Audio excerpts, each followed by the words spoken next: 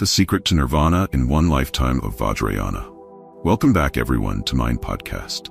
Why do Buddhist masters often teach extensively about Zen and Pure Land Buddhism, but not about Vajrayana? Does this mean that Vajrayana does not lead to liberation and enlightenment? If one practices Vajrayana, how can they avoid falling into the trap of false paths or heresy? The images and forms of Vajrayana disciples are often seen in the mudra, sacred hand gestures, posture, chanting mantras, or performing what seem to be forbidden rituals. Is this truly appropriate, and does it really help us reach the state of nirvana?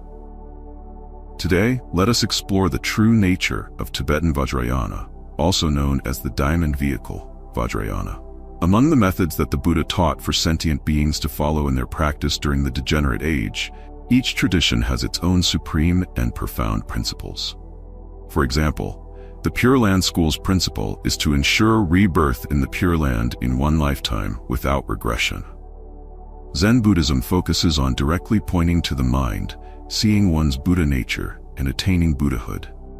The Huayan School focuses on transcending the mundane world and entering the Dharma realm. Vajrayana's core principle is the union of the three secrets, which leads to becoming a Buddha in one body. These three secrets are the secret of body, secret of speech, and secret of mind. First, we need to affirm that, although there are many different methods of practice that the Buddha taught, each with different principles, they all lead to the same ultimate goal: liberation from the cycle of birth and death, and attaining nirvana. Vajrayana is one of the schools of Buddhism that originated in India around the 7th century and was later transmitted to China, Japan, and especially flourished in Tibet. Tibetan Vajrayana, also known as the diamond vehicle, is likened to a steep, direct path to the summit of a mountain. This analogy highlights both the superior and swift nature of the practice, as well as the challenges and dangers associated with this method of Vajrayana practice.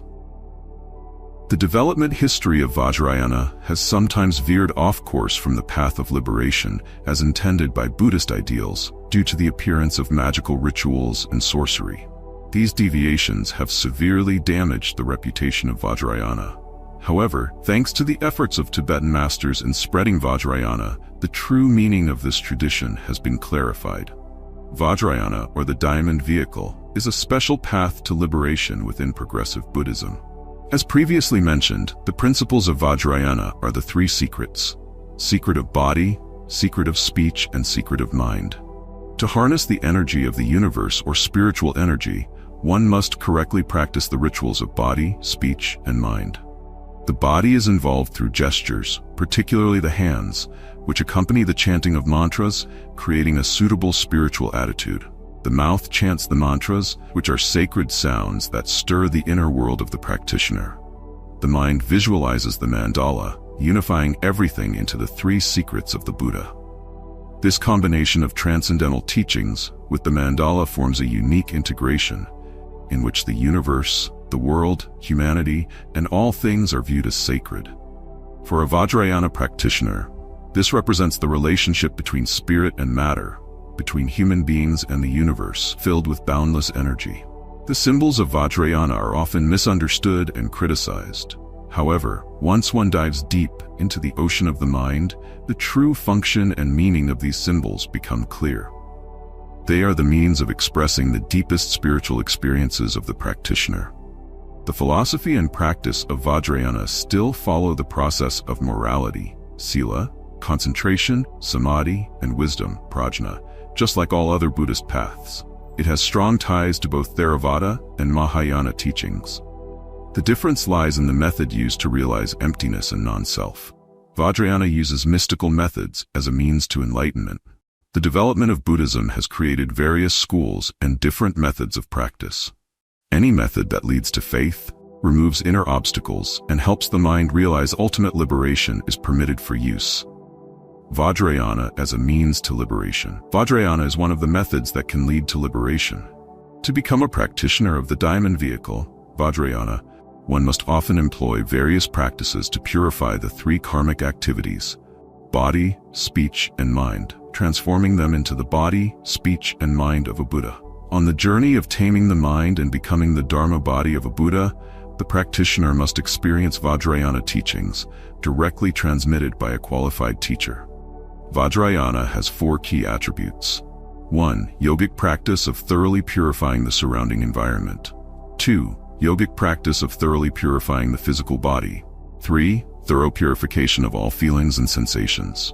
4. Yogic practice of thoroughly purifying all actions. Any teaching that includes these 4 purifications belongs to Vajrayana. 500 years after the Buddha entered Nirvana, we see that the structure of cause and effect, including the structure of our own stream of consciousness, has significantly weakened. We are now in the degenerate age, Kali Yuga, which makes it even more difficult for practitioners to embark on the path of liberation. Therefore, Vajrayana uses anything that a person can integrate into their body and mind to move toward liberation. This aligns with a famous saying, if a person has fallen to the ground, they must use the ground itself to stand up. This saying emphasizes the method, technique, and practical means that characterize Vajrayana. Much of the debate surrounding Vajrayana today focuses on the consort practices, sexual yoga. The image of a Buddha embracing a consort is often seen as inappropriate and contradictory to the Buddha's teachings, even being labeled as a form of moral corruption. Some teachers even interpret Vajrayana as a licentious practice. According to Vajrayana, all beings in the desire realm are made up of coarse material elements, and desire always exists within us.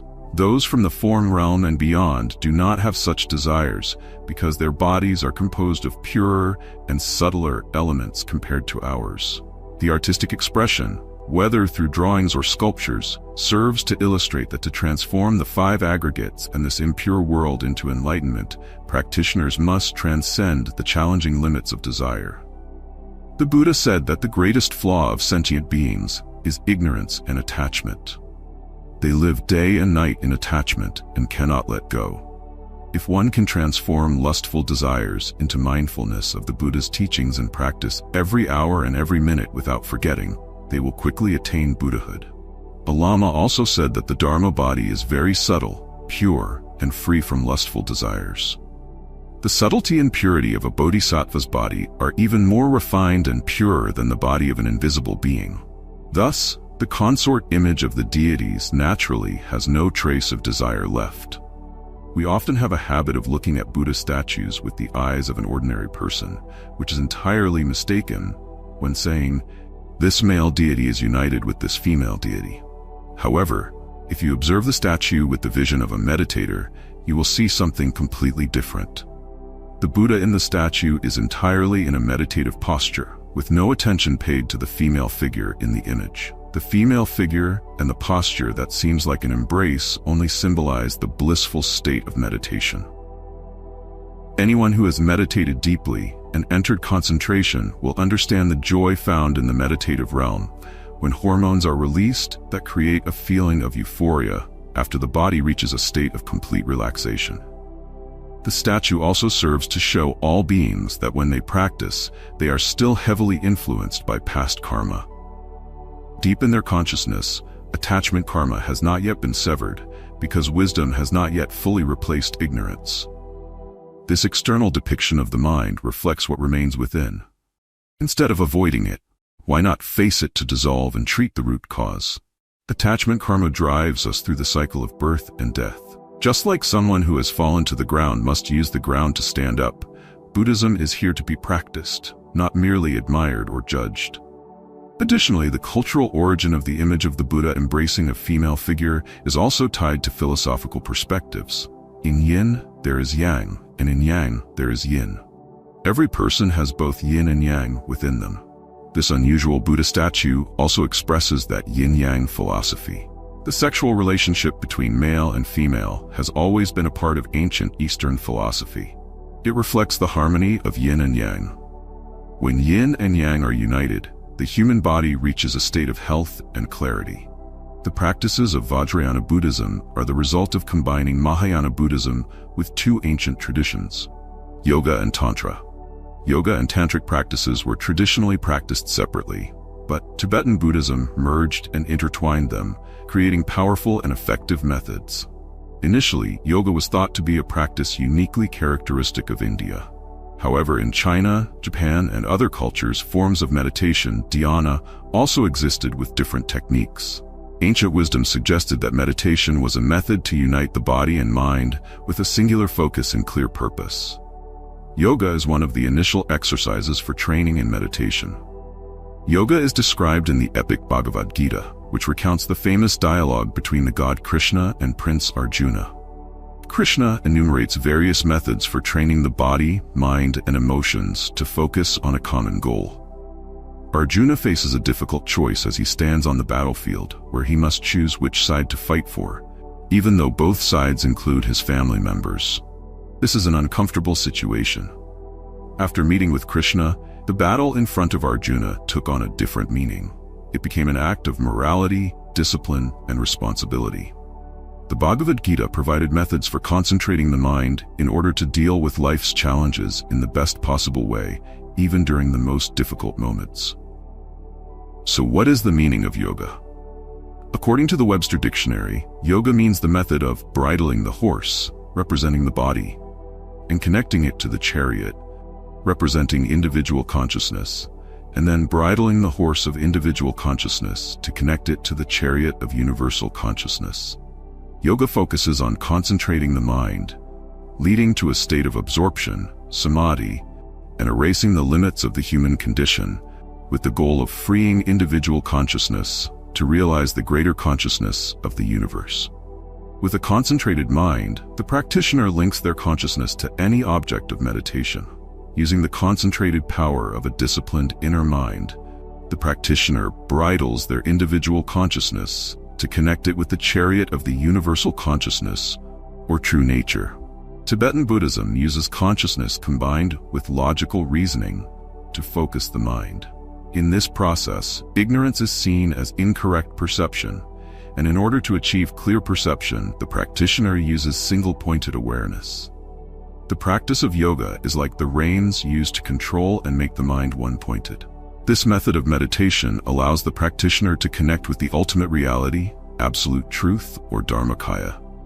Buddhist yoga differs from Indian yoga in some terms and methods, but they share essential similarities. The goal of Indian yoga is to merge the individual spiritual essence with the universal spirit, uniting the individual with the entire cosmos. In Buddhism, the unification of individual consciousness with the ocean of the Dharma is referred to as entering Nirvana, realizing and following the light of wisdom. Tibetan Buddhism uses philosophical insights from the Yogacara school as the foundation for yoga practice. The preliminary yoga practices help cleanse the mind of diluted thoughts, preparing it for the revelation of the true essence. This true essence, like a mirror reflecting all phenomena, reveals itself to be an integral part of the perfect Dharmakaya. Through meditation and yogic practice, Tibetan practitioners can experience this essence and thereby merge with Nirvana. What is Tantra? To this day, no one knows the exact origins of Tantra. Tantric practices appeared very early, and some forms of these practices have been present in many ancient cultures that have only recently been discovered. The term Tantra refers to continuity and interweaving, but no single definition has been universally established. Tantra includes many sets of practices, often aimed at actions that unite body and mind. All spiritual practices developed in India were used by the Brahmanical religion until around the 7th century, when Tantric practices began to merge with Buddhism, a religion that had been developing in India for over 1,000 years with a vast monastic system and monumental statues. At that time, some practitioners of Buddhism felt that certain followers had strayed too far from the original, pure spiritual light that the Buddha had intended. Tantric practices also proposed methods for achieving enlightenment in this very lifetime. Previously, Indian Buddhist traditions believed that one had to go through an immense amount of time, countless lifetimes, before reaching full enlightenment. However, according to Mahayana Buddhism, it is possible to attain full enlightenment in this very lifetime and within this body. Tantra carefully presents a method that directs human behavior toward enlightenment. Through tantric practices, practitioners can cleanse their egos and expand their consciousness to embrace reality. In the tantric path, practitioners typically seek a guru, spiritual master, to guide them, helping them avoid obstacles and stay focused on the path to enlightenment. There are two forms of Tantra, left hand and right hand. In Tibetan Buddhism, Tantra goes by several different names, such as indestructible vehicle and Vajra vehicle, though all tantric vehicles are collectively known as Vajrayana. Just like a vehicle or train that transports us to a designated destination, tantric practices similarly and swiftly guide practitioners on the path to enlightenment. Vajra, diamond, is known as the hardest material, representing purity, clarity, strength, and unbreakability. Vajrayana, the diamond vehicle, encompasses these qualities of a diamond, combining practice and wisdom into an indestructible and perfect unity. The bodies and consciousness of practitioners who follow these methods are elevated. Successful practitioners become Vajra beings, indestructible beings. Vajrayana is for those with great compassion and strong will, people who wish to save others and are determined to quickly attain enlightenment. It requires unwavering effort to develop spiritual power and endure the hardships of following the tantric path. So, what happens when yoga and tantric practices merge in Tibetan Buddhism? Yoga combines with Tantra to reveal the treasure of enlightenment. Tantric practices are like maps that guide the body and mind of the practitioner toward nirvana. The concentration of yoga acts as an inner light that clarifies the map. With the stillness and mastery achieved through yoga, the practitioner carries out the tantric rituals, practices that turn physical experiences into experiences imbued with enlightenment. When practitioners use their willpower and concentration in conjunction with tantric practices, they are considered to have mastered life and death. Tibetan Buddhism also accepts action yoga and encourages practitioners to use all of their sensory experiences to awaken different aspects of enlightenment within their own mind. Practitioners who know how to use their senses and emotions can transform them into windows that open up to a higher realm of consciousness.